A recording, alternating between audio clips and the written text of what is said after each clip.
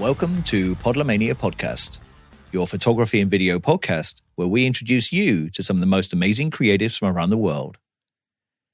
I'm your host, Wayne Johns, and I'm here with my good friend, buddy, and co-host, as always, Jake Hicks. Hey, man. How you doing? You good? I like the way I sort of build it up there. Here we go, I know, I wasn't sure who you were going to say. Jake Like, Hicks. who's he going to bring in? It's me. Yeah. It's me. And then I get, hey, man. Just really calm, chilled, relaxed. Sorry, Wayne. I'll just have a couple more pop star lines before we get on next time. Yeah. Yeah, just to between us, looking at my show notes here, because we don't duplicate them at all, do we? But I noticed in my intro it says I'm not here with my good friend, buddy, and co-host. Jesus, you've been doing these without me? Okay, I see how it is. Yeah, just that one when you went on holiday, mate. Oh, holiday, yeah, that's it. Yeah. But I'm not going to make the same mistakes I normally do, Jake, because normally every episode I go, so how you doing? What you been up to? But because we now record them every 2 weeks, and sometimes we're recording every week or a couple. Well, and it's 2020. Yeah, I mean 2020 and lockdown. What's any of us not doing? A lot going on. Yeah. So how you been doing? Yeah, no, I'm really enjoying the cave life. Big fan of the hibernation that I'm currently in. Forced hibernation, but other than that, it's. I would say, man, because of lockdown, obviously you've not been out in the sun, so the vitamin D, your skin's not glowing like it normally would. Mate. But then you're nocturnal anyway, aren't you? So it doesn't make a shit of difference. Yeah. Well, I got a little bit of. I got some colored gels on me here. I'm getting the gelled fill light. I mean, I'm only not that we're recording this. I'm only doing it for my own personal enjoyment, but at least I got some color on my face. It's a fine line. Yeah, I mean, our listeners can't see this, but Jake has got a lovely blue glow under his jawline there. Bit of blue fill. I like it. Yeah. Bit of blue fill there. just for you, Wayne. I appreciate it, mate. I appreciate it. It doesn't go unnoticed. And for people that also can't see this, I've got a lovely room behind me that doesn't exist. So there we go. It's a 3-dimensional room in a 2-dimensional world. Here we are. The joys of green screen. Yep. Well, my friend, we've got an amazing guest on now who really, when you look at it, his career spans both of our careers put together. Pretty much. Don't know how he's going to feel about this intro, but I mean. Well, I was just about to say that's a wealth of experience. Yes, experience we call it. Yeah, experience. Should we start bringing him in? Do it, Wayne. One take. Here we go. Well, folks, welcome to episode 34. And today, Jake and I are talking with Don Giannatti, who's been a photographer for more than 5 decades. He's been shooting everything from product to fashion, beauty, and travel. He's an author of 6 books and a great believer that lighting is the most important part of an image. He teaches workshops all over the world, but now focuses on mentoring other photographers to develop their skills and grow their businesses in the commercial world. Over recent years, he's guided thousands or hundreds and thousands of photographers from various points of entry along the way to help them put their stamp on the map. He plays drums, he rides a motorcycle, and looks like he's keeping it rock and roll all the way through. Don, welcome to the show. Oh, thanks for having me, guys. And I'm feeling a little silly right now. I was looking at Jake's blue, and I thought it was spray paint. So I've spray painted my chin, and it's really starting to sting. I appreciate you being so diplomatic and so like, look at this weirdo. Yes, but, who am I doing a podcast I mean, after 5 decades, I don't take anything for granted. It's just, brilliant. Oh, his chin's blue. So polite of you. That's so polite. Nice of you to get into the spirit and get down with the kids, Don. That's amazing. Well, it's really cool to be here. I mean, we're on different sides of the pond. Yeah. And I'm on the other side of the U.S. I'm way out in the West. And here we are talking to each other in real time. That's just so cool. Yeah. You're one of those crazy people that gets up at the crack of dawn as well. So I appreciate you getting up early. Yes, I do. Yeah. Yep. Early riser. Yep. Because I sometimes stay up way past like 8. And maybe 8:30. Wow, yeah. I don't know. Okay. So I think you and I probably get up at the same time, on opposite ends of the map. Exactly. Yeah. Yep. Yeah, exactly. Yeah, 100%. Yeah. Yeah, you're lucky, Don. I mean, 20 minutes ago, Jake literally just stepped out the shower from Wake Up. You know what I mean? So, I showered for my. you, Don. Let's be honest. I mean, come on. Can't do. This blue paint just takes a while to put on, that's all. I know. It's so masterfully done. so Don, tell our listeners where you're based. You're in... I live in Phoenix, Arizona. And I've been a photographer here. I own my ad agency here. Mm-hmm. But I've also lived and worked in New York City and Los Angeles. I don't always came back home for various reasons, and I love it here. I love the desert Southwest, except when it's 120. I mean, I draw a line. There's a line. The love stops at 110, and it just But in the wintertime, you forget, right? It's like January and it's 75 degrees, and you go, "Oh, why did I not like this in August?" Well, there was a reason. Valid point. Yeah, hard Don, to shoot outside. Let's before we get into the questions, let's just tell our listeners where they can see your photographic work. So your website. So let's direct some people there to start looking while they're listening. Okay. Well, my photography website is Don Giannatti Photography, DonGiannatti photography.com. My online workshop is project52prosystem.com. And my where I write articles and philosophy and everything is dongiannetti.com. So Nice. I have a lot of content out there, a lot of content. Yeah, nice intro. So hopefully, our listeners, if they're in a position where they can, jump on the internet and have a look through while they're listening, then obviously we've just given them some information to go to. So that's beautiful. And Don, for our audience, first question, the same as always, how would you describe yourself and what you do? I would say, I'm a rugged individualist. I very much like doing my own thing. I work well with others, but I don't have a problem leading. I've walked away. I own an ad agency. We're the third largest ad agency in Arizona. And so one of the things that we were known for is I didn't have a problem with walking away from a client. Made my partner crazy. He wanted to, kill himself a couple times. But, if we can't do what we know is right, not what we feel is right, what we know is right, then I'm not interested. Today, I'm kind of an advocate for for anti-ageism. Our industry has a lot of ageism, and I think it's something we as creative people must address. Mm-hmm. We got to get rid of the misogyny. We got to get rid of the racism. We get rid of those things. We got to get rid of the idea that people are washed up at 45. We have to stop doing that. Yeah, so most of the people that I mentor are older people. Okay. Are you seeing a lot of that in your region? I mean, I don't see that here, I must say. But is that something that you've seen a lot of? Yeah. I have a really good friend, very, very good art director.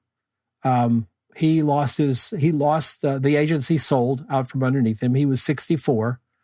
He couldn't get another job. Wow. Just couldn't get another job. And some of the ageism is just built into our system. For instance, the way I became a photographer is I assisted. Mm-hmm. Did you assist, Wayne? Same for me. Yeah. I did. Yeah, I did some. Yeah, I did some. Yeah. It's not really a career path for anyone wanting, money or to eat regularly. You just didn't make much. I mean, we shared, it was three guys in a 2-bedroom house with the 1 bedroom in the living room, so that we could assist and learn. Is a young person's life, yeah, for sure. Yeah. It is. It was your door, wasn't it? It was your entry point into the industry. It was, and you learned the stuff that you couldn't learn in art school or photo school. You just didn't learn it there. It just wasn't there. You had to be out in the streets doing it. Well, that's not available for someone who's 40. No, true. It's true. just that Valid path point. is gone. Maybe they've got a wife and a mortgage and a kid, and they really want to do this. They're not going to move to New York and live a bohemian lifestyle with 3 millennials and a walk-up flat. So what I'm doing, what I try to do, is to figure out ways to teach them the stuff that they don't learn in art school, so that they can go forward and create a business. I think it would be hard for somebody who is 55 years old to walk in or to go to New York and become a fashion photographer. Would you agree? Oh, yeah. I agree 100%. Yeah, It'd be really, really hard. So I concentrate on commercial photography because I do think that someone who's 55 and puts their nose to the grindstone, so to speak, and does good work can do a really nice job commercially, both locally and regionally. Maybe they break into the top. The photographers that I hired at my agency were top photographers in LA, San Francisco, Dallas, here in Phoenix. And they were all, older. We didn't, the fashion kids were young. When I was fashion, I was young. I was crazy. I had long hair and a ponytail and, did all that stuff. When you need to get that, I photographed the very first cell phone, guys. Really? Yes. I had to sign a non-disclosure agreement with Motorola. Right. And they brought it over. And the art director was like 65 and a whole bit. He brought it over. It was a suitcase. I'm showing you. So those of you at home, hold your hands out about here. No, it was a suitcase with this great big thing in it, and it had a battery that weighed 8 tons that had to be plugged into your cigarette lighter. Yeah, and it was the first cell phone. And I was like, well, what do you do with this? And he says, you'll be able to call anywhere on the planet. I said, let's do it. And he said, no, we can't. There's only one other phone. I instantly saw a flaw in that big business plan. But they had this idea, well, we'll give everybody one. Okay, well, that worked out. Okay. Yeah. But that was fun, that was a lot of fun. But the art director, that's the art director that I told you about that couldn't get another job. And he did amazing work. When you're older, there's just a little bit of a pushback sometimes. And I think also, if you're older and you're coming from a corporate job, you don't know how to work for yourself. True. Yeah. Oh, for sure. Yeah. Business experience. Yeah. I think you got to make some of those mistakes on your own. But I hear you that there is certainly things that you can do. Yeah. I mean, talking of experience, like we've said at the start there, you've been shooting for coming on 50 years now. Can you talk about how you started? Like how did you start out in this industry? What was your route and path? Well, I think I did what a lot of healthy Americans and European and British guys did. I bought a model. I mean, I bought a camera so that I could meet girls and get laid. It seemed like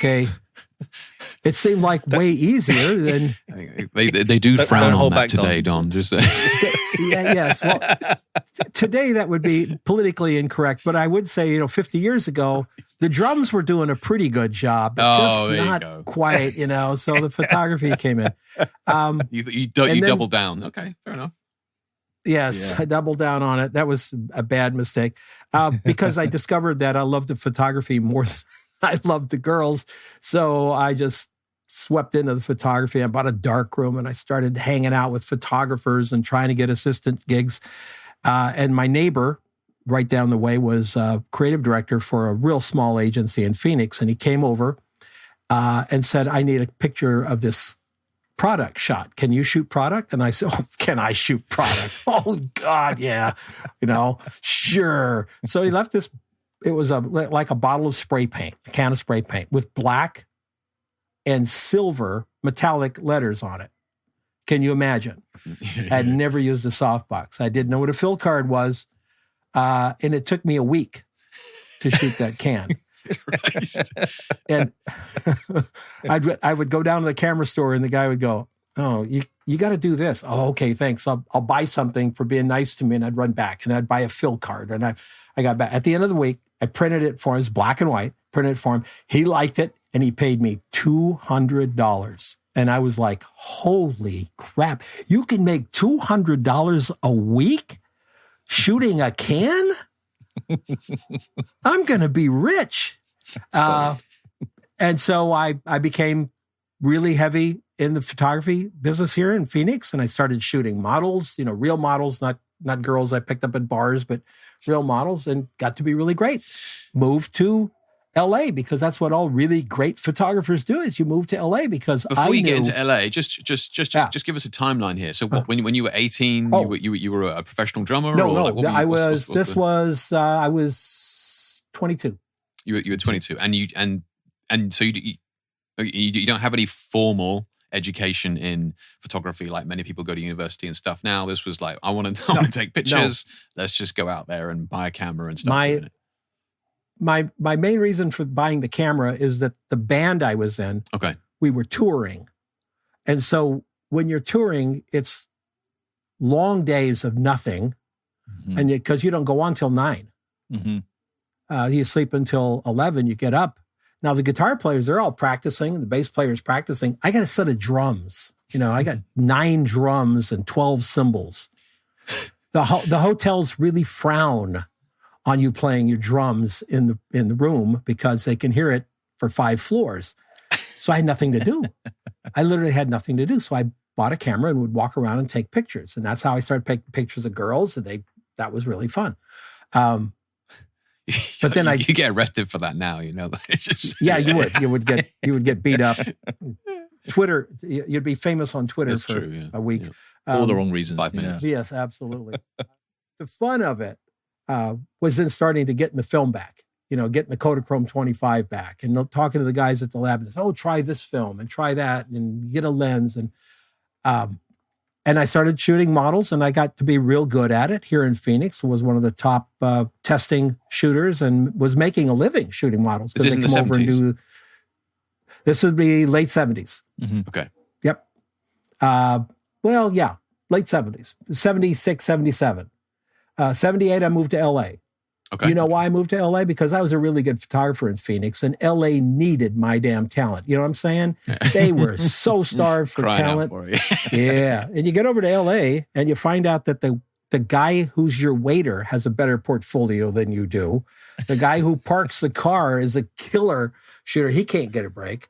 And so me and a buddy, we started freelance assisting. We were the first photographers offering freelance assisting in LA with a beeper. Yes. Oh, so it took me a second then.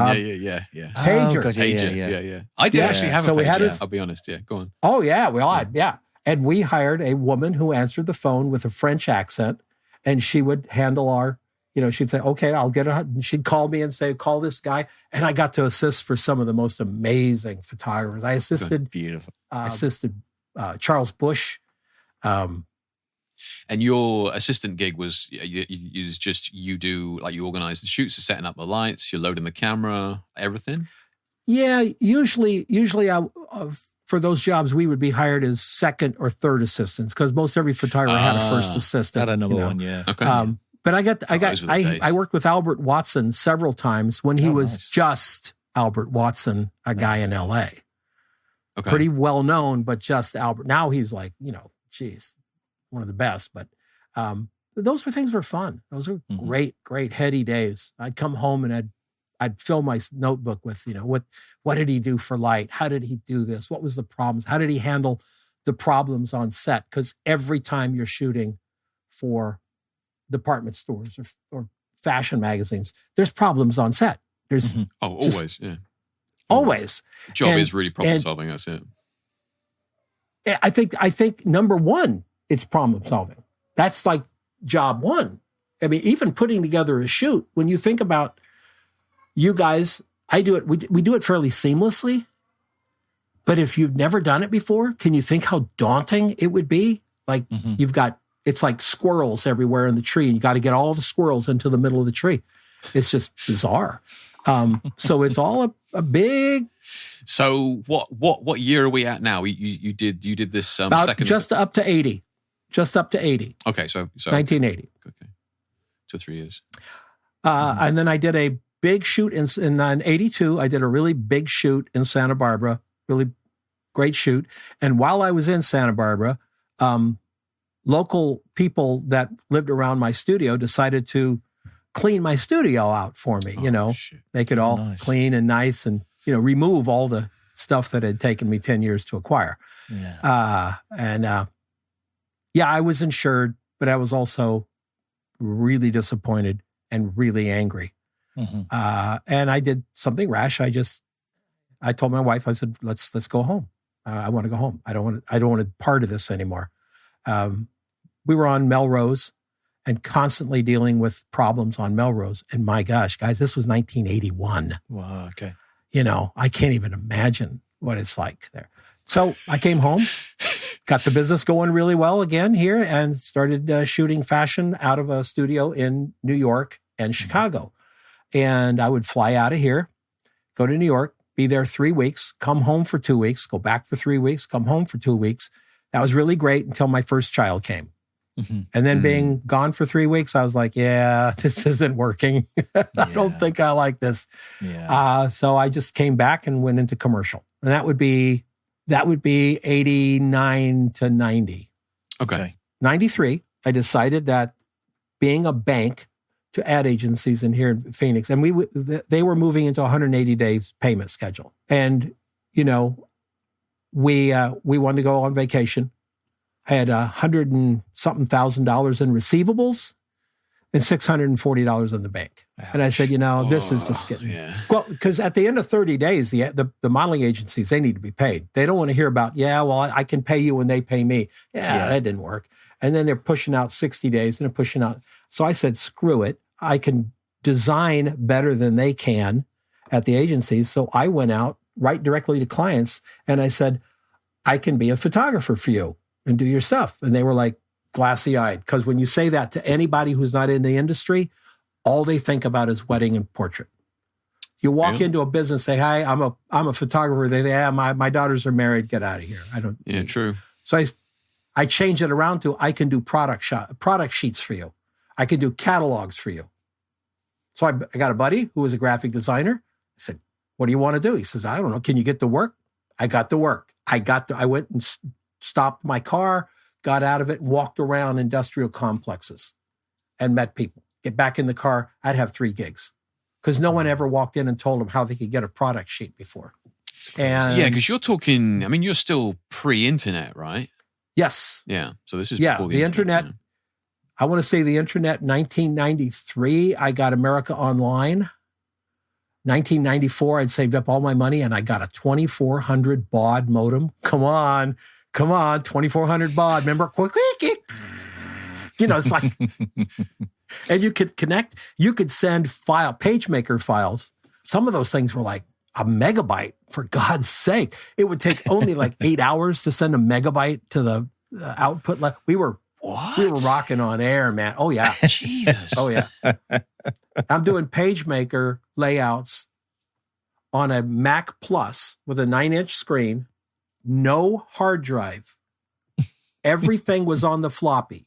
PageMaker was on the floppy. Your pictures had to be on the floppy. And one day I went out and bought a 20 megabyte hard drive, about the size of a pizza box, sat underneath it. And my friends would come over and go, 20 megabytes? Dude, you're never going to fill that thing. Crazy, isn't it, man? I know, one file off my Canon is 24 megabytes. So I think filling it is not an issue anymore. Mental, isn't it? Yeah. And I got big. I got so big I had to hire another photographer. I got so big I had to hire another graphic designer. And one day I turn around and in this same little bedroom, I'm here. I can't work this way anymore. I got 2 guys working in the living room. It's crazy. And we started an ad agency. We went out and got Bank One Ballpark. We went out and got the APS. We got a lot of big local clients. And then we started picking up the .com people.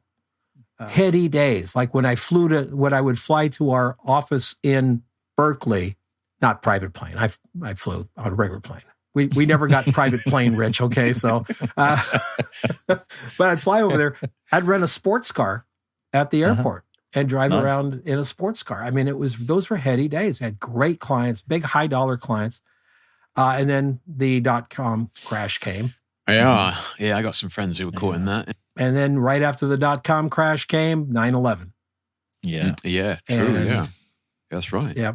So we dissolved the agency, and I went on back being by myself with, and then I hired a freelance coder, and he eventually became full-time. And since then, I've kind of stayed small.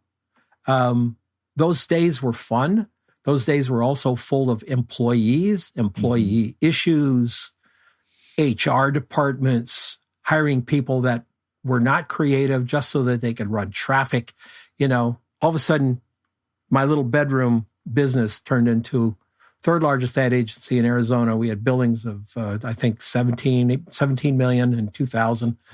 And I'm hiring an HR person to handle medical insurance. Oh, God. People, I'm like, wait a minute, this is not where I saw myself. Were you still doing the majority of the shooting back then, or were you just managing it? But no. When you're running an agency, I had no time. Yeah, exactly. Yeah. I mean, it was literally 12, 14-hour days. So now that you're back to your own gig with regards to, like a smaller business, obviously now you've got the control to shoot what you want to shoot now. Mm-hmm. Yeah. And I did well in the agency business. So, not poor, that type of thing. But I took the jobs I really wanted. Yeah. And I still take the jobs I really want. If there's a job out there that I really want to do, I'll do it. I think it's a blast. I don't have a studio anymore. Made a bad call with that. I went into a studio, all into this building. Then the building was sold out from underneath me. And I was like, crap. Oh, right. Yeah. So I do have I had a big studio. I had 3,200 square feet of shooting space with a 36-foot back cove and a 22-foot side cove. And the top came all the way back around 24 feet. Nice. Sounds nice. And if you stood in the corner, you get vertigo. There were more than one time, more than 5 times I found myself on the floor. Really? You just, all of a sudden you have no balance because it's just like that. Pure. And what happened to photography? Who does big studio work anymore? Almost nobody. It's all location. Yeah, that's it. Well, in terms of who owns their own studio now is, very limited compared to what it used to be. Yeah. It's all commercial rentals, isn't it? So do you do any type of commercial work or any shooting now, Don, or is it just all personal now, and you're just sort of concentrating on the mentoring? I have some clients that have been with me for dozens of years that I do, but it's pretty much work-a-day commercial work. Aftermarket motorcycle parts for a client, stuff like that. I'm really not going out and seeking work. I'm not going to the agencies here in town, although I do have a bee that's buzzing around here saying I need to start an agency again. Because I think... Hold on a minute, Don. You're like semi-retired, aren't you, now? I will never retire. Hence the word semi-retired. I don't... Semi-retired means I only work half the day. So whichever 12 hours that is... It's like you, Jake. That's what my grandfather told me that a long time ago. Said, y'all, if you want to be successful, just work half day. And I'm like, really? He goes, yeah, whichever 12 hours works for you. Brilliant. Love it. Yeah. Nice. If you don't mind me asking, Don, how old are you, if you don't mind me asking? 71. 71, semi-retired, but still got this buzzing bee that wants to start another agency. Yes, we are. I do have the plans for it. We're going to be kind of a different agency. We have, since I've trained all these photographers all over the world, I have a huge asset base. I got 36 photographers that are really good people and shooting all in Madrid and Portugal and in the UK, just, really good photographers. And I think, well, that's an asset that I can do something with. He's got 36 really good photographers, Jake, and now he knows us. So he's got 2 more. 36. So that adds up. They're up to 38 now. Well, 36 really good ones and two good ones. Yeah. Yeah. I know. And with everything being so virtual, It's a great time. It's a great time. True. Ship your stuff. One of my photographers down in South Africa, she was just a portrait photographer, just having fun with it and everything. She's doing a 4-day shoot starting next week. That's like real money. That's one thing I also train them too, by the way. Guys, I don't train them to lowball. Nice. We don't lowball. We go in and we get what it's about. She's got a 4-day shoot coming on. She's excited as hell. Understandable. Yeah. 4 days. Yeah, the job's stuff's being shipped up and she can shoot, even though South Africa is fairly closed down. Yeah. So I think there's a model there. Absolutely. Yeah. Nice. You do a lot of traveling as well. I see from your Instagram that you've got a lot of traveling photos. Is that purely for pleasure, or are you incorporating that as part of your work as well? Books.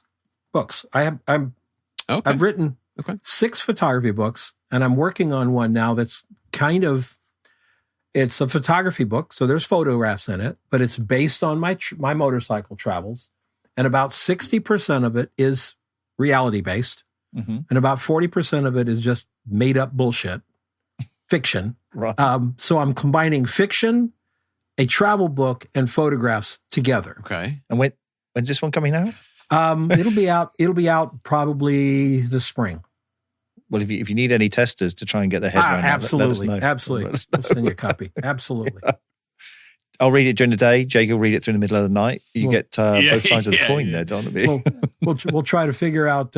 We'll try to do some sort of contest. People can figure out which part of it's the bullshit, and which part of it's real. Nice. Just going back on it, you've written some 6 books now, and some lighting books in particular in the past. Yes. What can you tell us about those? I believe in something I call it subject-centric lighting, in that the subject determines the light. Too many photographers go into a shoot saying, where do I put my light? Or what light should I use? So we're talking beginning photographers, not experienced. No, that's what right. Light should I use? I could see you looking at me. Don, it's fine. No, it was a bug right here. It was a bug over here on the screen. Instead of asking, what is the subject going to do with the light? For instance, a white bowling ball and a black bowling ball next to each other, one softbox over the top. You can't see the softbox in the white bowling ball, but you can see only the softbox in the black bowling ball. Subject remains the same. Light remains the same. I'm sorry, subject changed, light remains the same, and yet you have 2 different presentations. With something very light, you've got to provide shadow. With something very dark, you've got to provide highlight. And it's basically it's based on the teachings of Dean Collins. Dean Collins is how I learned lighting. And I don't think it's being taught well today. Everything reflects, right? Everything reflects. When you mean it's not being taught well today, can I just where are you getting? Are you saying that it's the delivery method that you don't agree with, i.e., just 10-minute YouTube videos, or where are you getting that from? No. Let's take a university. Someone goes to art school. Some schools don't even teach lighting, or if they do teach lighting, it's like, well, put your flash here and bounce it against the wall and see it fills in this over here. But lighting is so much more than just filling in this over here. It's shaping, it's creating dynamics, it's creating context. Sometimes it's just that tiny little bit of light popping back on the top of someone's shoulder or hair that makes the shot. Yeah. It just cleans it up, or how fast it fades. There's 5 parts to a photograph. There's the specular highlight, which is a reflection of the light source. So let's take a model standing there in London in the summer, and she's sweating, right? So her face becomes wet. That becomes a very efficient light source. So when the softbox hits the wet skin, what do we do? It reflects back, and we get that bright, the nose is shining and everything. What do? We call for powder. We put the powder on it. The specular doesn't go away. We've just diffused it. So you have the specular. See, I'm the opposite. I call for more oil, but I mean, that's just me. But go on, sorry. Go on. You've got the specular side, the highlight. You've got the transition to the real tones of the face. Then you've got shadow, or real tones of the face. Then you have the transition from the real tone of the face to the shadow. Mm-hmm. And all of those things tell us what's going on in the subject. If the specular, for instance, breaks sharp, the subject's shiny. Mm-hmm. Think of a chrome bumper. You see there's a soft box there. You see the edge of the box. You see the box, essentially. Mm-hmm. If it's the same on a face. If the face is wet, you can see the box. We diffuse it. We decide what's hard lighting and soft lighting by one thing, and that is the distance of the transition to the shadow. Mm-hmm. So if the light goes hard, breaks hard to the shadow, like a speed light to the side with a nose over here, the shadow from the nose is hard. Mm-hmm. That edge is hard. The edge on the cheek, the light lights up over here, hits that part of the cheek, and it's gone. It's black. We call that hard lighting, or in the world of some people, they call it dramatic lighting. Okay? Mm-hmm. Put a diffuser in front of it, and now you've got soft transitions from the highlight to the real tone to the shadow, the transitions, and we call it soft light. It's how the subject responds to the light. And that makes the lighting. And this is what your books are like, heavily going into this more sort of deeper dive into the... Yeah, deeper dive into that, and how you can, if you understand the subject you're looking at, you can deconstruct any photograph. You know, you may not know if it's a Balcar head or a Profoto head, but you know it's pretty much probably a naked head over there, mm-hmm. probably some sort of diffuser or softbox over here. You can even get down to the point where you can tell if it's a softbox or a diffuser in product photography, because you can look at the shape of the reflected light. Yeah. Where can people find these, Don? Mostly on Amazon? Yeah, Amazon has them. Yes, they're under my name. Just to search my name and you'll find them. Yeah. Cool. If they're even in stock, Wayne, I was in a bookstore the other day, and I was in the bargain bin, man. $1.99. It was like, oh no. That's when you know you've made it, though. I mean, you know. I actually bought it. I've got it somewhere. I bought it with the $1.99 sticker on it. I'm going to put it on the wall to remind me of what humbleness is. Yeah. Brilliant. And how you can actually buy one of your own books for less than it costs to print. That's amazing. Exactly. Yeah, geez. Yeah, that is crazy. Talking about, you know, your training and your education, you know, at the start of this conversation, you mentioned your Project 52. Can you explain what that is? Like, you know, at first glance, it looks like a no holds barred photographer boot camp. Is that right? It is. There's a method to the madness. Back in the day, the way you ended up being a photographer, the way you could do it is you become an assistant. You'd work real hard to be a photographer, to know the stuff, hang around photographers, whatever. You become an assistant. When you're first an assistant, you're kind of a glorified grunt. You're going to carry stuff to the car. Then you start learning how the lighting, how the photographer's handling it. Every job we do is a challenge. Every job we do is solution-oriented. That's what we're doing, providing visual graphic solutions to a client's problem. And you learn how to problem solve, how to come up with an idea. There were times when the photographers I was assisting with, you know, I assisted some really big names in LA. It was really great. And I would see them, you know, smiling at the client and everything, and they'd walk back to their first assistant and go, "You got any ideas? Like, what are we going to do?" That sounds familiar, man. You know, you're really familiar, sure. And you don't learn that in art school. As a matter of fact, I had people applying to be my assistant from art school here at ASU with a BFA in photography who had never used a strobe. Really? Who had never picked up a strobe. Yeah, I know your pain coming from that. I've lectured in some fashion photographic universities before, just some ad hoc courses, and you know I've had students in their third year and they still don't even know how to change some of the basic settings on their camera in their final year. It's crazy. Yes, and so what I do,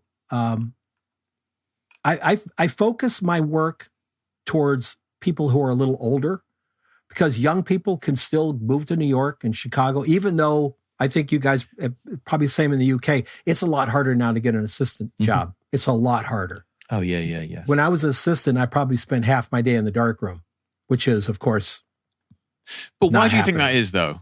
I've got my opinion as to why I think that is. But what do you think it is? Well, I think digital changed it up. Digital gave us the ability to create images without the darkroom, Okay. without all the editing and sorting and stuff that I would do or have my assistant do.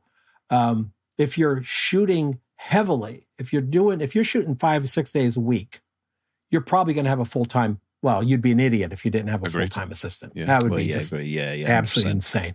But I don't know if how many photographers are doing that. The campaigns are smaller. Yeah. So they're making the same money, but they're only doing 2 days a week. And so they'll bring somebody in, Sure. to carry the gear and all that kind of freelance. stuff. Yeah, freelance. The stuff gets onto the card. They've got a Digitech, got everything onto the drives and stuff. And then it goes to the retoucher. Yep. I will say that I've been to a lot of studios where there is a resident assistant. I've seen a lot more of that. So I think there's less, because like we said at the start of this conversation, like so many of us don't have our own studios as much. There's more studios that you're hiring for Exactly. a smaller gig or like less time, like 2-day shoot that might have been a week, 10 days before. So you're only hiring a studio for a couple of days, and that studio comes with an assistant. So I think if you were looking to get an assistant's gig, it's not. It wouldn't be foolish to try and get an assistant gig in a studio. Yeah. Absolutely. The challenge is assistant gig in the studio is pretty knowledgeable. Yeah. Oh, that's very true. You can't. Yeah, it's not much learning on the job because you are left. That's true. That's very true.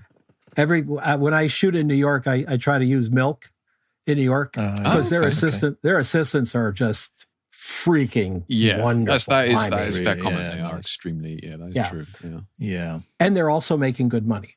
For a reason. Yeah. Yeah, for a reason. Yeah, The skill sets carry that.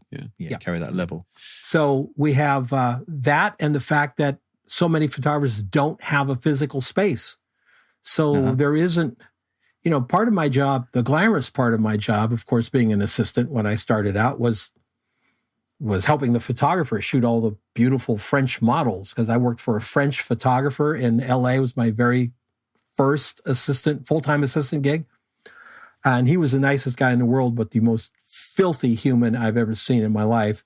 The girls would not go to the bathroom in his studio. They would walk down to the Pizza Hut to go to the bathroom. Right, okay. So he left for a 4-day shoot. I took a hose into the bathroom, literally a garden hose, opened the door, held my nose and sprayed that bathroom down, cleaned it up. I cleaned the entire studio up.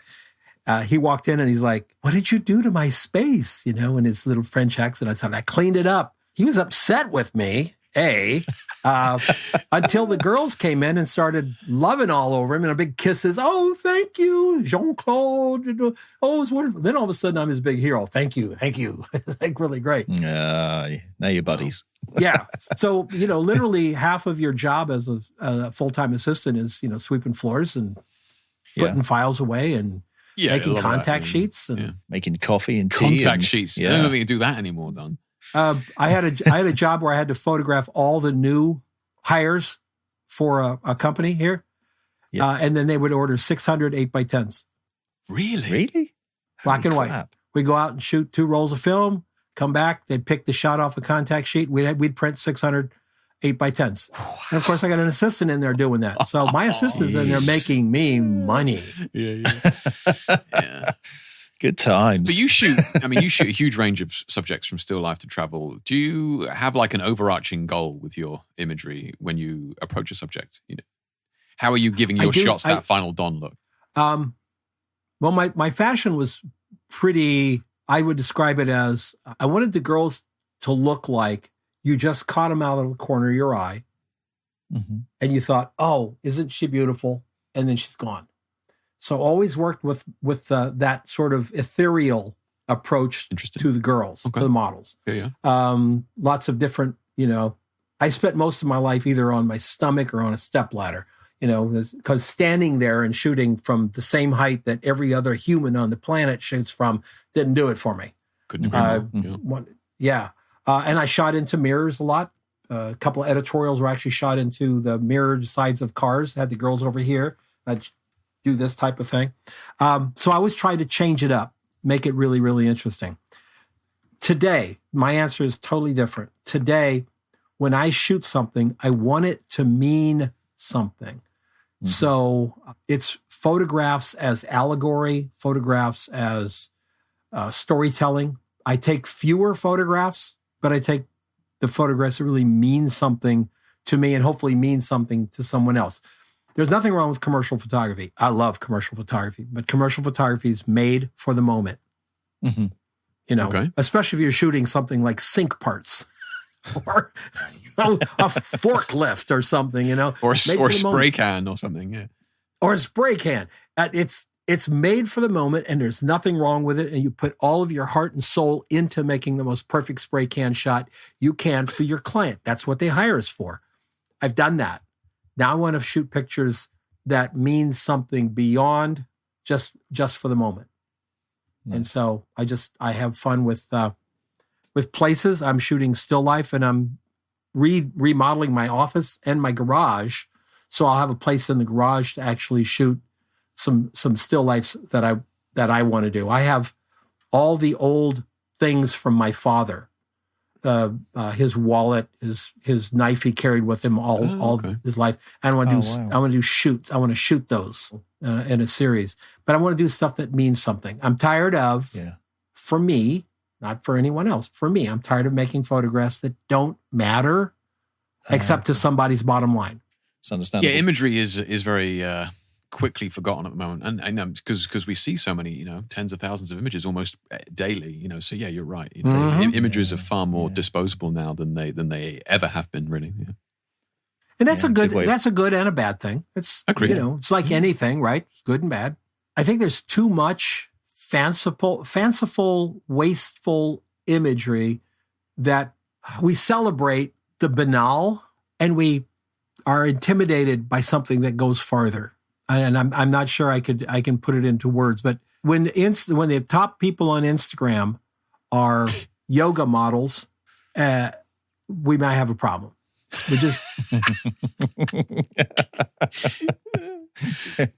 I'll just leave it there. And leave it there. Yeah. That's a perfect leave it there, Don, because we've reached the middle of the show now where we can jump in and do our little feature we call the rapid fire, not so rapid fire round. So Don, are you ready for your 10 questions? You really want to get me talking? Do you know how long I can talk, Wayne? This is rapid, not rapid. You'll be fine. Okay. Yeah.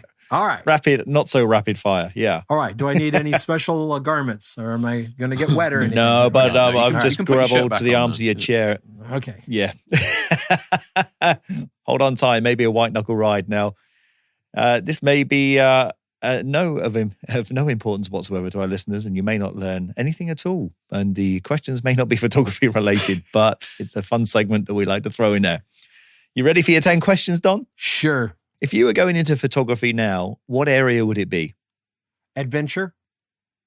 Okay, cool. Adventure. Okay. That's an easy one. I can go right there, right? Adventure sports photography, outside, hiking, mountain climbing, because it's the future of so much of our pop culture focus right now. That's the place to be. Okay. Nice. Interesting. Nice. Good answer. Okay. Favorite camera? Can I tell you two? Yep. Depends. All right. If they're Canon or not. Hey, Jake, he shoots Nikon as well. You're going to love him. I shoot both, but my favorite camera is my Nikon F3. Oh, okay. Oh, hello, Jake smiling. Yeah. And my second favorite camera is my Deerdorf 8x10. Oh, wow. Beast. Okay, yeah. It's two extremes there, Don. Two extremes. I love the zen of shooting the large format camera. Uh-huh. And the F3 literally changed my life. Okay. When that camera came out, just it changed everything. Wasn't Hugh last week? Wasn't that his favorite camera as well? The F3, FM2. I can't remember. Yeah. It's something like that. Yeah, I think so. I mean, my F3 had a shutter. It had a flash sync of 1/80th of a second. It was. Yeah, baby. Hey, when I first started photography, my first ever camera was a Nikon F301S. Oh, wow, yeah. 35mm. Yeah, the old motor drive, first one. Then I switched to Canon. Nice. can you make an old-fashioned drink? You mean like sarsaparilla? No, like the alcoholic version. No, I think my answer was pretty clear. I have no idea what an old-fashioned is at all. Does it have gin in it? Gotcha. No. Okay, then I would have been really messed up right there at the beginning. Have you ever walked I off can make set? a tequila sunrise. What's that? Have you ever walked off set? Yes, twice. Oh, yeah. Would you care to elaborate? Sure. You don't have to name names. We had a client that I had done a lot of work for. He was a good client monetarily, but he was always a little weird. And he came to a shoot super drunk and started getting really frisky with the models. Oh my God. And I told him to stop. He wouldn't stop. I called the shoot. I said, girls, go home. Sweet. We're done. And the other one was when we had we were doing a shoot for a guy who made holsters and for concealed carry. And one of the holsters that he made was for an AK-47, the Uzi, the Israeli Uzi. He made a holster, and we were doing pictures of how to put the holster on and how to insert the Uzi. And I thought, you're making directions for somebody who has an Uzi who's too stupid to know how to put it in a I got an Uzi. Do I stick it in the front? Or does it go in my pants? I mean, it's like, are you kidding me? That's true, man. Yeah, that's true. And he got, and I was just like, I'm doing this for you, but and he got really pissed with me. Well, because you were taking the mick out of it. Yeah, I mean, I was just asking. Yeah, it's true. Asking for a friend, as they say. You're gonna sell this to somebody who has no idea how to use a holster. Yeah, I mean, you can't argue your sentiment there. I agree. Yeah. That's true. Yeah, some logic behind that. So you walked off. Yeah, I did. I made it really clear that this would be the last shoot, and he said, "Well, I'll just take my stuff and go home." So have okay, fair enough. How many different types of instruments do you play? I play at the piano. At the piano. I'm not a pianist, but I play at the piano. I've been doing it my whole life. Drums. Used to be really good drummer. And then I put them away for a while, a couple decades, and then I got them out. Well, my teachers said, you're a natural. You're just a natural drummer. I didn't have to study paradiddles. I just watched somebody do them, and then he did them. Nice. Somewhere in that 20 years that I put them away, that all went away. Just joined the club. Yeah, I used to be a drummer as well, Don. And now I work for everything I do. But I got to set in the living room, and I got to set in the garage. And in the garage, I play rock and roll. In the living room, I play jazz. And sweet. And I have a saxophone that I'm learning. I'm okay. I can sit. I play standards. Autumn Leaves. And I'm going to give you one light with one modifier. What do you choose to go on it? Don't worry, I would never actually just give you one light. Nobody just shoots one light, Don. It's fine. But hypothetically, I shoot one light all the time. Oh my God! So Jake, one light. Every guest. It's because he gets up early in the morning. I tell you, those people, you can't trust them. One light shooters that get up early in the morning. And I'm shooting people. Yes, people. No, people. And people. Yeah. I'm gonna 48 inch octabox. How big? Sorry, 48. 48 inch octabox. Okay. Oh yeah, 4 foot. Okay. Yeah. Okay. Nice. Your funniest photo shoot story. I can hear those cogs turning. There was the time when we were in Oak Creek Canyon, and I was telling the models who were all wearing all these clothes that were just like hiking stuff, but too sheer. And there were people all around us, and I'm like, "Don't get wet. I don't want you to get the clothes wet because we're gonna have to come up here and shoot it." And they're wading, into the stuff. Mm-hmm. And I waded out into it and slipped on a rock and went down. And my assistant actually caught a video of a hand up with an F3 in it. So yes, I went down in the creek, but I saved my camera. I could have drowned, but somebody could have gotten the film out and used it. That was what was really important. That was a lot of fun. And then the time when not as funny to everybody else, but funny for me is we're heading up north of Vegas.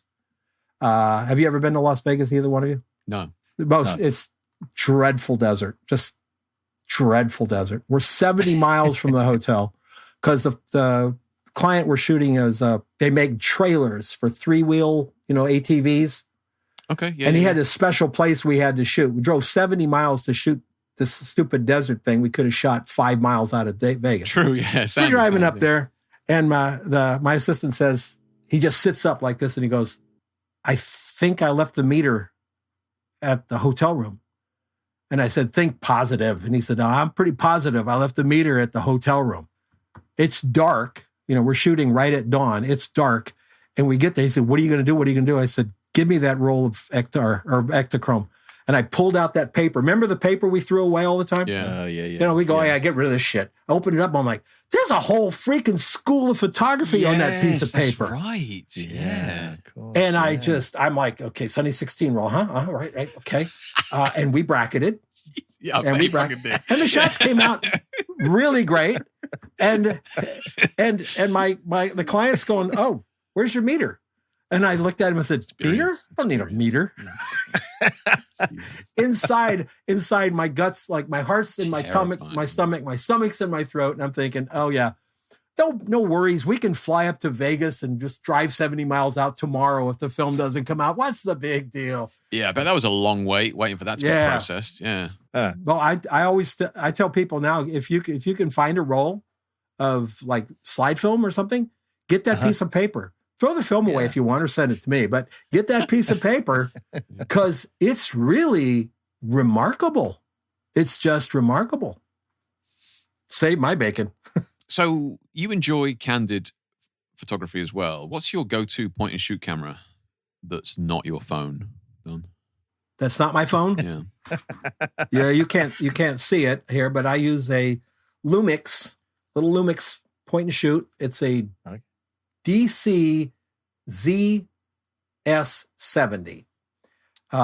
It's got a equivalent 24 to 320 optical zoom. Okay.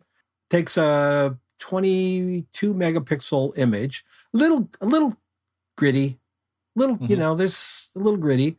But I just bought the new DxO software, tested it last night. All the grit's gone. I'm like, oh crap.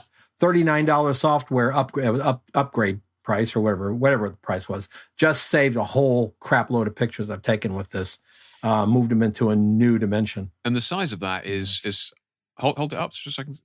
Yeah, so it's a little bit. I mean, it's pretty much a little bit bigger than a packet of cigarettes. That's crazy. Yeah. And it's fabulous. My last motorcycle trip, I decided at the last minute not to take my cameras because the cameras are something I love, but they also put a damper on the trip because you can't walk away from your bike. True. You can't. I got a Nikon DF and 4 lenses in a bag, and I'm like, oh no, I have to carry the bag when I go into the bathroom, kind of thing. Yeah, gotcha. Yeah. And I thought, nope, I'm gonna do all of it on the iPhone and this little guy. This is 4K video. I mean, it's I'm very happy with it. How many cameras do you own, Don? And that's including the ones that your wife doesn't know about that she thinks you've gotten rid of. All right. Gosh, I got 5 Nikon's camera film bodies. Okay. When I had the F3, I told you it was my favorite camera. Nikon came out with the F4. I went down to the camera store that I did all my business with, and I'm ready to buy an F4. I literally had $3,500 in my pocket. I'm going to get an F4, couple of autofocus lenses, the whole bit. And Joey brings the F4 and puts it in my hand, and I'm like, I don't like this. I did not like the camera. I'm like, what the fuck is it? Can I say that here? What is that? I didn't like it. And I went back to the studio, and this was heartbreaking for me. I don't want to underestimate what it felt like. It was like discovering one day that you didn't really like one of your children. And it's like, oh, little Molly can. we can cut that bit out. Yeah, we can. Is there anybody looking for a kid? So I went back, and felt maybe it was a bad day, and I didn't like it. And Joey says, "Have you thought about Canon?" And I said, not consciously, because if you've ever seen a Canon F1, It had Got one. hard edge corners. It looked like a fucking brick with a lens glued onto the front of it. Had all the ergonomics of a Mack truck, right? I'm like, He says, no, they've changed it. And he put that EOS 1 in my hand with the wheel. Yeah, on the back, yeah. And I'm like, what's this? He goes, oh, yeah. I said, what's the wheel do? He says, whatever you want it to do. You can do aperture with it. You can do shutter speed with it, whatever you set it to. I'm like, whoa. I walked out there with the 2 bodies and 3 lenses, and that was it. Wow. Then I took my Nikons to one of those flea markets where the guys come in with the, the corduroy jackets and little patches on the elbows. Nice. And they're looking at this F3 looks quite used. Yeah, it was used, idiot. I'm a photographer. Get out of here. I brought it home and I thought, well, my daughter, when she grows up, she gets to be 15. She's going to be interested in photography. She's going to have a hell of a kit, right? That was just about the time digital came out. So yeah, it was pretty much that. Yep. Now I love them. Yeah. I have Hasselblad C with I'm an extreme shooter on that one. I got a 50 millimeter and a 250 millimeter, nothing in the middle. Right. Eardorf, Toyo 4x5, Toyo 5x7. Nice. I used to have a Toyo 4x5. Yeah. And full set of Canon, except all my original lenses. Remember the original 80 to 200, the magic, what they call it, the magic pipe? Yep. Got that. Mine's broken, and I had the 20 to 35. It's broken too. They both broke. Mamiya RZ67. Oh yeah, nice kit. Yeah, I still got one of those. Yeah, 2 bodies and 5 lenses. A Bronica. Nice. Bronica GS1, 1 body, 6 lenses, and I just got the Fuji 680. Oh, the GS680. GS680. Oh, nice. I love that camera. It's a beast. I wanted that camera I just never could afford it. So cheap now. Oh, I got the camera and the 4 lenses for under $1,000. I got 4 lenses, the camera, the winder, 2 different viewfinders for under $1,000. I'm like, I'm in pig heaven. I just absolutely adore it. And again, I guess I wish I was younger because it's great for picking up chicks. I mean, they just lay. Well, I don't know, Don. It's so big they can almost sit on the back of it. Absolutely, it's the same size as my motorcycle. It's really nice. So I got to ask, Don, but how many cowboy hats do you own? 4. I've got a very expensive one that I wear around. I've got my Harley hat, which I'm wearing wherever I'm going. I wear the Harley hat. Okay. I've got a white one because it's summertime here in the Phoenix. I think I can see a white one. And then I've got is that the white one? Yeah, that's the white one back there. And then I have a more of a tan colored one that's really sort of casual. The black hat is very big brim, very, I guess, what's the word? It's just statement. Very black tie cowboy hat. Okay. Oh yeah, okay, yeah. But is that standard issue up there in Phoenix? Is it? Or? No, okay, just a Don thing. Yeah, it says, whatever you wear says something about you. Agree. When I work with my mentees, one of the areas we talk about is wardrobe. It's very important. And I don't think a lot of photographers think about it, but it is. We are a visual artist, and what you wear says something about what you do. I've always been known as the guy in black. I wear black all the time. Well, I did when I was shooting. I know. Yeah, I saw that. I had my wife used to laugh when you open up the closet door. I had, 5 pairs of black jeans and 30 black shirts and black jackets and everything. I just wore black.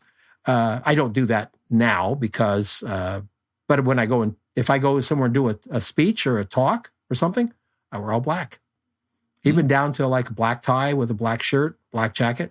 So it says something about you. Anyway, Don, that is the end of your 10 questions in our rapid fire, not so rapid fire round. All right. And that, good. That went on so long, I think Don actually forgot we were still doing it, Jake.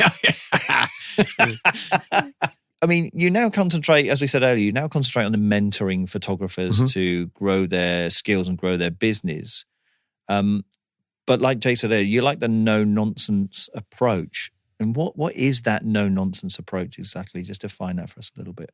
Part of it is when I'm mentoring somebody, I'm going to be helpful. I want your input back, but I don't want to fight with you. There's no bullshit in what we do. I'm not promising anybody the moon. As, oh yeah, come work with me and you'll be making $10,000 a week in your underwear, that type of thing. It's just really hard. When you decide you want to be a commercial photographer or a professional photographer of any kind, you are not making a decision based on the fact that you're going to make a lot of money. If you did make it on that decision, you're wrong. You're certainly now. It's never been easier and it's never been harder. Because it's so easy, it's hard. You remember that? Back in the day, if you could swing and tilt a view camera, you could get a job. Yeah, Wayne. I mean, it just if you could just do that, you could shoot. There were a lot of photographers like that. They had no imagination. They didn't want an imagination. They just wanted to, shoot stuff for Motorola or Sperry or something like that. And they did it. That's gone now. Now you've got to have a voice and it's got to be loud. And I don't want excuses. I want results. Excuses they don't have to pay for, So I charge money. I charge a lot of money. I don't charge a ridiculous amount of money. I mean, do you think $7 million a year is a lot? I mean, it's fair, isn't it? Pocket change, Don, in this day and age. I'm just looking for one Saudi prince. That's all I need. One Saudi prince and I'm gold. But I charge money because if they don't pay money, they don't do it. And I guarantee them if they do what I tell them to do, they'll make their money back. And they all have. They all have. Okay. Because it's not rocket science. There's no secret handshake. I think we can, Jake, Wayne, and I, guys, we don't meet and go, oh, here's the secret stuff. We don't tell the amateurs, He's a secret sauce. Yeah. The secret sauce is it's really hard work and you've got to be committed and you got to go forward and push. And you got to make content. I had to fire 2 mentees because they wouldn't shoot. They'd have excuses. Exercise then, really, isn't it? They'd have excuses. I gave them their money back. It's like, well, fair enough. I'm give your money back. Can't say further than that, yeah. If you can't commit to even shooting, what the hell business are you getting in? I don't want you to shoot once a week. I want you to shoot once a day. And I'm doing this. It's taking pictures. You guys know Gary Vaynerchuk, right? Yeah, I do. Yeah. Okay. I'm a really big Gary Vaynerchuk fan. But he's right. Just if you're a photographer, you make photographs. It's sort of in the definition of being a photographer. If you're a writer, I would expect you're writing as much as you possibly can. You're not sitting around saying you are and not doing it. So I really push them hard. But I don't push them I don't want mini-me's running around. Yeah. So I have my own style. I want them to have their own style. So I don't do like stylistic, like, oh, you need to do another softbox here. No, if they're happy with this sort of hard light coming from the right, this kind of new thing with the shadows and everything, I love it. Great. That's what you do. And you focus on that and you push really, really hard.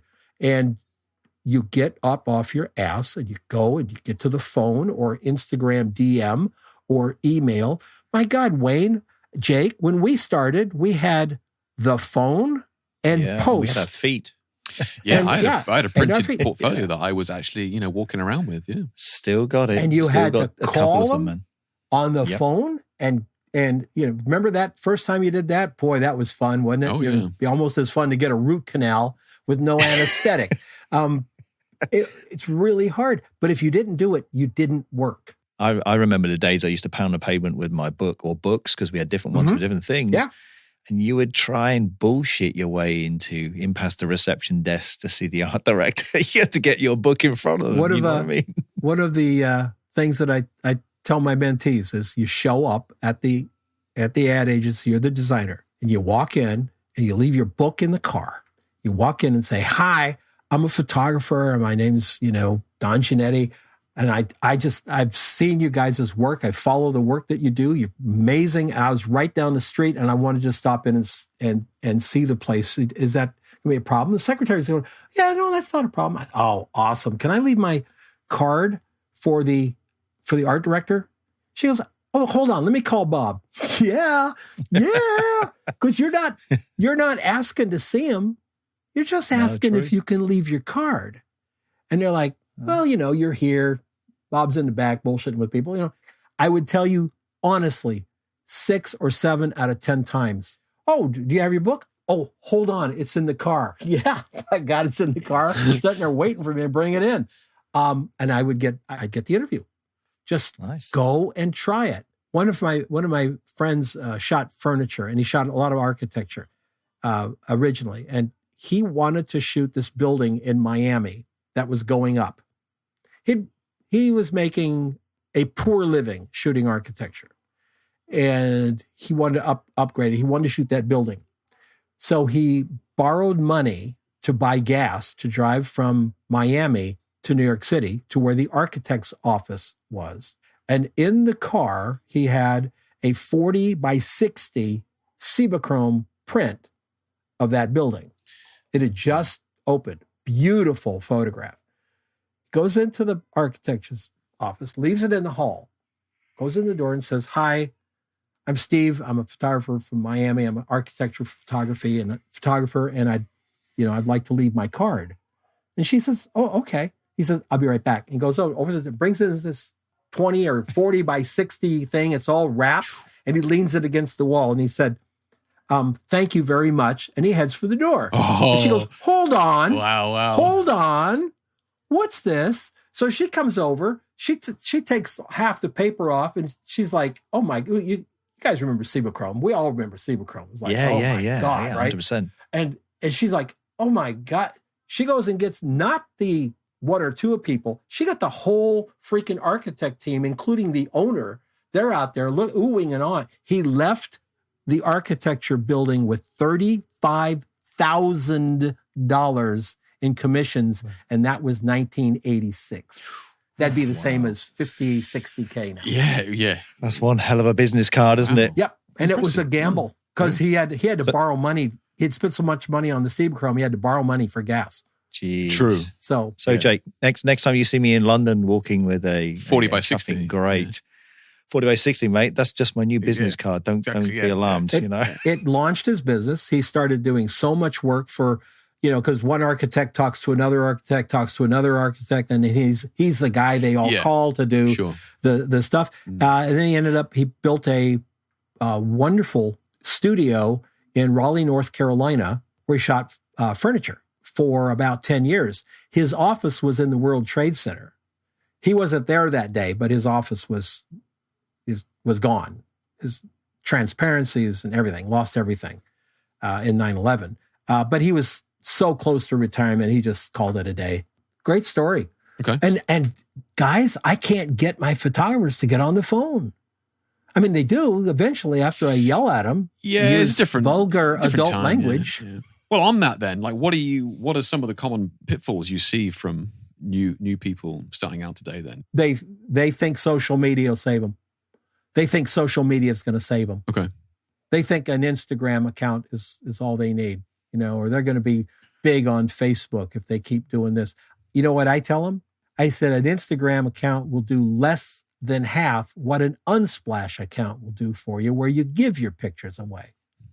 You're better off on Unsplash than you are on Instagram. And why? Art directors don't go to Instagram looking for photographs to I use. couldn't agree more. True. But they go to Unsplash for one thing, to find a photograph they can use. I'd like to be in that mix. Here, I'll give you one of my shots that I did on my Colorado trip. Maybe you call me for some more. So for people who don't know what Unsplash is, can you explain that? Unsplash is a website set up where photographers can literally give their work away. It's a Creative Commons license. You put the picture up. Someone can use that picture for anything they want to use it for. Okay. Mm-hmm. So, and I adore it. I love it. I think it's a great thing for photographers. I know a lot of photographers think I'm a nutcase for that.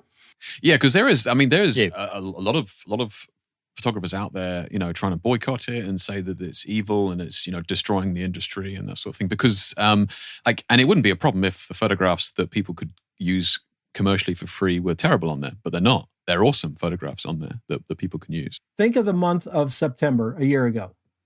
All the jobs you were commissioned to hire. How many of those jobs could have been satisfied by Unsplash? Did you shoot a model? Yeah. You're not going to go on Unsplash and find a fashion shot that would be what your client wanted. Mm-hmm. True. Right? Exactly. You're going to find what somebody did. That's it. How about you, Jake? How many of the assignments that you get could have been satisfied by Unsplash? Very good. Not a single one. Very good comeback. Yeah. Yeah. Yep. Yeah. If I've done this with photographers, I say, okay, carrots and zucchinis along the left side so that the copy can go on the right. Go to Unsplash and find it. Oh, guess what? It's not there. You can come up with an idea, but it's also, what is there is like a picture of a young lady hiking over the Himalayas. Now, let's say you're a small startup company. You're really a startup, not somebody's giving you, venture capital money. You're really busting your butt on this thing. Yeah. And you got a couple backpacks and you think, well, this would be really cool. Are you going to call a photographer in France to go up to the Seychelles and take a model and shoot that? That's a $8,000 photo shoot if it's a medium level photographer because of you can't do it. But you can get that picture there, right there. There's that young lady walking across the mountains. You can pick her up and put it. You can sell that idea. If you're successful, maybe down the road you'd be able to hire your own photographer to go and do it. Not a single job that my photography students, not a single job that they've gotten in the last year or 2 years, actually, if we want to go past COVID, is anything that could have been done on Unsplash. Very, very not strong a argument. Very strong single thing. Very true. So what do you think aspiring professionals aren't paying attention to when trying to build their business, Don? Where other professionals go. For instance, I think I'm not anti-Instagram. I do believe you have to have an Instagram, but only for curation. But how come so many photographers aren't at Behance? If you go to Behance, your picture comes up right next to an art director's portfolio. And over here is an ad agency's portfolio. And over here is a product agency's portfolio. You're a photographer. You're hanging out with people who buy photography when you're at Behance. When you're on Instagram, you're hanging out with yoga models. We have to think smart. LinkedIn is the place to be. And Behance is the place to put your photographs if you want any kind of social media response. The other thing is, the other place is YouTube. Why do photographers not have their portfolios as a slideshow or whatever on YouTube? Wayne, you shoot beautiful women. Jake, you shoot beautiful women. Maybe even yoga models. My God, it's possible. Every shoot you do, I know how the business works because I've done it. We end up with 4 or 5 hot takes. These are killer, right? Yeah. But come on, you got 35 or 40 other killer shots, right? You got a They lot, may not be killer, double killer, but they're good shots. You're good photographers. You're not bringing in a model, shooting 100 photographs or 200 photographs of her and only coming up with one shot, right? Oh, no. Yeah. So you take YouTube and you go, okay, Jake Hicks hot takes. And you take those images, you drop them down into iMovie, buy a little $30, funky beat, put it behind it. Jake Hicks hot takes Sophia, and then they boom, boom, boom, boom, boom. Yeah, Jake, that's not your OnlyFans sort of subscription, by the way. It's your weekend work. I've never seen your stuff, but at OnlyFans, I spend most of my time at Pornhub. Yeah. So. Oh, you're one of those cheap bastards. Okay, mate, that's cool. No, I see how it goes. If you don't want to pay for quality, Don, no, that's fine. I know, it's the quality thing. You've talk a big quantity game, over quality has always been right. So do you do that then? Do you, after you do a shoot, you just try and put a bunch of images into a YouTube video? I'm working with my photographers to do that. Okay. And I have 5 of them ready to go. My whole thing with YouTube, I needed to explain my marketing approach. My Project 52 is really small enrollment because it's live. I have to be there. It's not like they buy a video, they buy a video or they get, a drip system of stuff that they watch on their own. I need to be engaged with them. So it's a live thing. And so because of that, I can't put 100 people in it. I put in like 20 people. Yeah. That's it. Yeah. Because I want to know them. I can't help them if I don't know them, if I can't watch them grow, see their outtakes and stuff. Yeah. So I've never needed to market that. Every time I did market, I'd end up like having people I had to turn away, which is never good business anyway, because then they're upset. You had to turn them away. They don't ever come back kind of thing. But now with COVID, I do have to market. So yeah, I'm putting together these things. I'm waiting till I have 10 of them. And then they're going to go up like once a week for 10 weeks. Nice. Okay. Yeah. That's probably not a bad idea. Yeah. I have one of my photographers is a beer shooter, does a lot of beer and wine. Okay. He's got a beautiful and ready to drop in probably about a week. He's tweaking the music to have some of the fun things. He's like in tight, wide shot in, got a couple little slow motion videos that we've inserted. It's really nice. It's just a portfolio. Okay, yeah, it's true. Yeah, and anybody can see it from anywhere in the world as well. Yeah. Mm-hmm. Look, those are the platforms that people ignore. Photographers ignore them. They're all over at Instagram and God forbid Facebook. Facebook is not for us. If you shoot weddings and babies, great, but not for us. It doesn't work. Now, look, you've spoken about your career trajectory, which was probably, fairly common for that time period, should we say? Like you build on your portfolio, you get a job as an assistant, and then you start working, in the city. Then after a few years, you strike out on your own.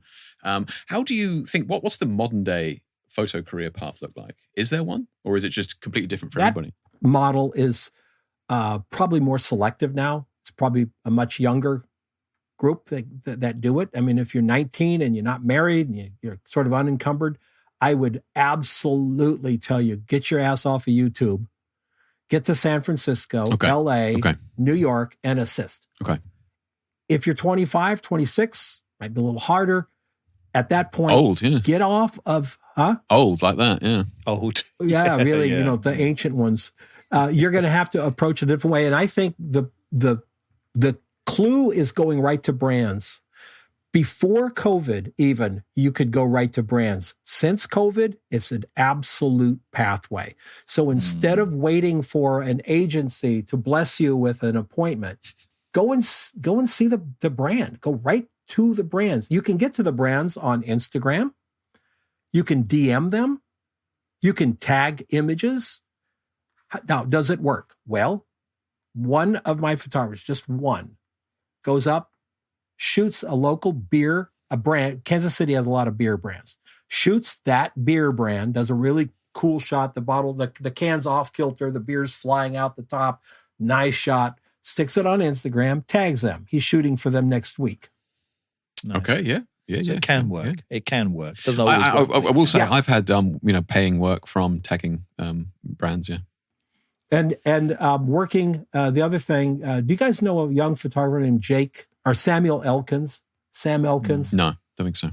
He's a young man. He's got a great a great little YouTube channel. He's also got the best voice on YouTube. It's a real deep voice like this. I would like kill to have that voice. If photography doesn't work out for him, he's got a career in voiceover. Trust me. Voiceover. He started by, the thing, shooting the girls around his town, and then he started shooting for local swimming suit people. They were making, this company's doing T-shirts, and he's doing that, and he's doing it, and he's doing it. You know what he's not caring about? How much money he got. He wasn't turning down work. If they had work, he would do it. Maybe $200 for a day's shoot. It's crazy, but he'd do it. He's in LA now shooting for Land Rover and Audi, and, because he never turned down a job. He's a very talented young man, pretty much all natural light, shoots a lot of film and stuff. If you go to YouTube, it's Samuel Elkins, Elkins. Go to his channel. He just did an interview with a young producer. And the producer literally, almost word for word, espoused what I tell all of my older people.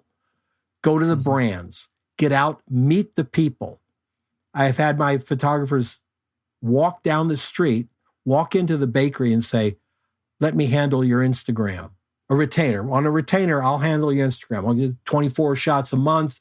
We'll do this and all this. This is a retainer. And guess what? It works. It doesn't work every time. It's a clever idea. But if you do it enough times, clever idea. you end up doing it. When you're first starting out in photography, a lot of photographers think that, wow, I got my camera and Petapixel did an article about me, so I'm on my way now. And now I'm only going to do jobs for $10,000 a day. And my thing is, that's 7 years from now, Jack. That's 7 years. Right now, your number one priority is cash flow. Cash flow. Shoot and get paid. Shoot and get paid. So why do you think it's so hard to get noticed as a photographer in the commercial world today? A lot of people doing it. Number one, I think a lot of people confuse Instagram with commercial photography. But I have found that commercial work isn't glamorous. Fashion work is glamorous. There's no doubt about it. It's glamorous, Travel work is super glamorous. You're traveling here and you're going, the Great Wall of China. It's all glamorous. Shooting pop bottles on a black background, not so glamorous, and yet just as difficult to do well. Mm-hmm. And so you have to work yourself around and come in from the sides. That's why when I say come in from the sides, you're not going to get written up in Petapixel for shooting what I call heavy commercial. One of my photographers is shooting 80 shots of bicycle parts, I believe. They're bicycle parts, like derailleurs and all that stuff. But they want them to be perfect. This is a big job, 5 figures, big job. But it's not going to be glamorous. No one's going to care how hard she worked to get that chain to be that perfect arc for other than the company when they sell more product, right? Yeah. So you're going to have to go at it a different way. We just don't have the commercial doesn't have that spark of like, oh God, everybody wants to see a supermodel get photographed. Everybody wants to see the Great Wall of China. Yeah, I think people can be a little bit disillusioned. I know when I was assisting, in London years ago, and I was, starry-eyed and like, oh, this is going to be amazing. Like, working in a big commercial studio in London. It was some pretty stagnant, boring stuff. It was photographing a newspaper or photographing hand dryers or like socks for catalogs. It's like that's the bread and butter stuff, but it's also that stuff that pays pretty damn well as well. And if you can take that stack of socks and do something just a little bit cooler with it, like have you guys noticed the big trend of the shadow returning? It's about a half stop under ambient, but it's a little hard shadow. Okay. That's a huge trend now in product and still life is, you got the bottle sitting here and then there's that shadow running off, It's just like somebody walking around with a damn speed light going, clap, snap. Super crisp. Yeah. I see a lot of post-produced shadow. I know that much. Well, there's some of that too. Yeah. A lot of it. But let's say you're shooting some ski gloves. Okay. You shoot the ski gloves on white. Okay. That's what you got to do for Amazon. Yep. But if that's what you got to do for Amazon, don't do that for your book. You got a couple of those in your, to show that you can. You put it on light blue and throw a little shadow to the side, and now you've got a piece of art made out of two gloves, rather than a product shot, 2 gloves. They'll hire you for the arty stuff that you do, and then they'll hire you to do the shit. That's just so true, man. That is so true. I mean, it was like for years, all I had was like just very saturated color gel shots in my portfolio. Yet I would still get people asking, so can you do like that Gap advert with a white background and like just white light? Mm-hmm. I mean, I can do, but like my mum could shoot that. You don't need me for that, but I'll take your money, Do you know the incredible photographer Chris Buck? Editorial. I don't remember his work. Portraitist Chris Buck. Really, off the wall stuff. He has a section where he has all the people that he shoots get down on all fours. He calls it all fours. So it's like Tom Hanks on all fours. Wow. And, fair play to him. Does all this wild, crazy stuff. Then you go to his commissions. The first thing is 2 guys in a server room shaking hands. It's like, Brilliant. they want you to be as creative as hell. Yeah. Then they'll give you the shit work to do. But not for us. Yeah, that's it. Look, Don, we're getting to the end here, so I'm just going to wrap this up. So appreciate all the time that you've given. But if you could give one valuable piece of advice to shooters wanting to venture out on their own, what would it be? To prepare mentally, as well as they prepare physically. So it's great that you have the cameras and the lenses and stuff, but you have to prepare mentally, which means you got to get up. When you get up, you got to work your job, which is getting names for your email list, meeting people, showing your work. You just have to prepare mentally. It doesn't come. Wanting it doesn't make it come. Going on YouTube and drooling over all the things that you could do if you were given the opportunity, it doesn't count. Nobody cares what you could have done. That Audi shoot, I could have done that. No, you couldn't because he did it. Before. I've had that before.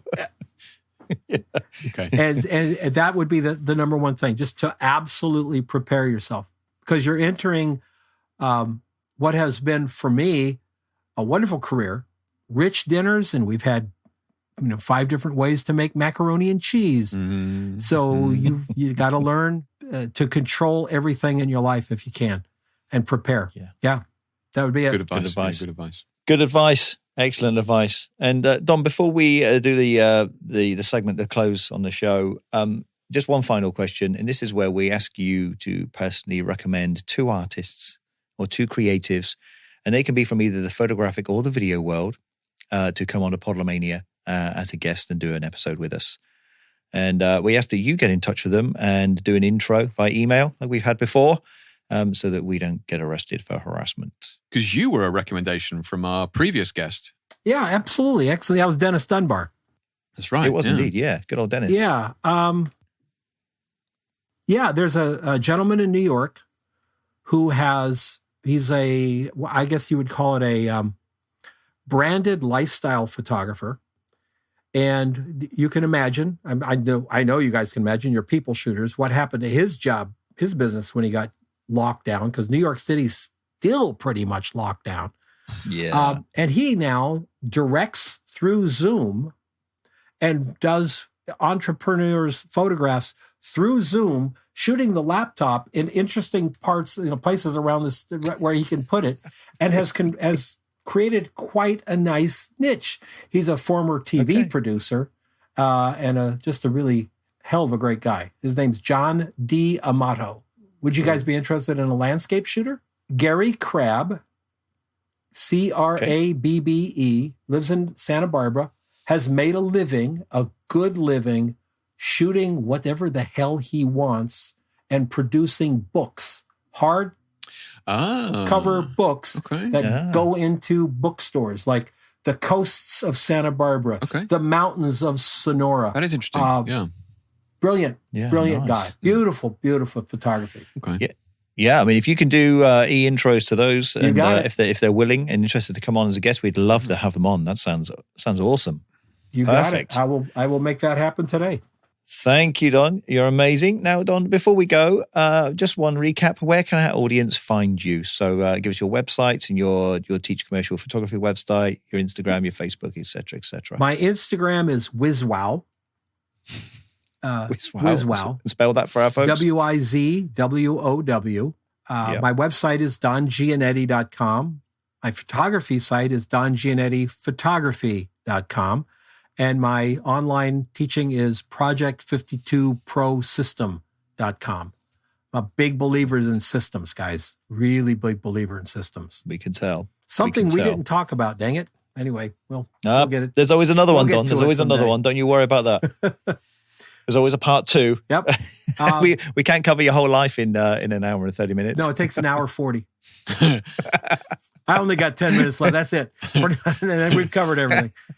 Covered life history. I just want to say it's been absolutely amazing to have you on and get your insight into both past, current, and future industry that we're in now, and to get your experience in that and your visions as well. It's been absolutely awesome. So thank you for coming on for that. We really appreciate your time. We know it was an early start for you, And then they started Exactly, Jake. Don. Yeah, I got out especially just for you, mate. That's fine. Painted my chin blue and everything. And it's not faded yet. That's what's cool. It's remarkable. Mine's all crusty now. And if any of your viewers want to ask me anything, or they're having a challenge or something, please let them. I want them to know. Send me an email. Super kind. If you're having a challenge or you Perfect. think I can help you in some way, I'm happy to. I'm not gonna. I don't sell people. So if you send me an email, trust me, I'm not gonna send you back. The time is now. There's only 5 days left. No, we don't do any of that crap. No, that's perfect, Don, because we will put all your links where the audience can find you, all your socials and your websites. We will put that in the show notes in the podcast anyway. And people can find that on any podcast player, or they can find it on podlemania.com. So all that information will be in there. That's perfect. And if you're a yoga model, I mean, you can just get straight through to him on Instagram. So, I mean, that's the secret. Well, I'm learning yoga. So I'm hoping that soon. I see. Huh? Yeah. Well, OnlyFans when? I'll triple my Instagram viewers now. You should see the thong. Oh, anyway, we'll on that okay, bombshell. on that note, remember, folks, if you'd like to help support us to produce and record even more great interviews with some of the world's greatest creative talents, your support and donations are very much appreciated, especially during these COVID times. If you'd like to buy us a coffee to help us keep feeding the hamster, to keep the electric on, then that's buy a great. At some point. Then you can find our donate button on our website at podlemania.com/donate. And once again, we appreciate that. And remember, if you like this episode and you don't want to miss out on new episodes, then please make sure you subscribe to us on your chosen podcast player, or you can subscribe to us at www.podlemania.com/subscribe. And remember, you can find us on Apple Podcasts, iTunes Store, Stitcher, Spotify, Podbean, and podlemania.com, among about another 30 other podcast players. And remember, please don't forget to give us a like, and don't forget to comment, especially on Apple Podcasts, which is our main podcast player, which helps us a lot. Apart from that, I'd just like to give a big thanks to Don for joining us, for being a guest for us, and filling our lives with a bit more information and a bit more entertainment. Thank you. A great episode, Don. Thank you for help. Thank you for having me. I appreciate it very much. It's been an absolute pleasure, Don, and we will catch you on the next one. All right. Take care, guys.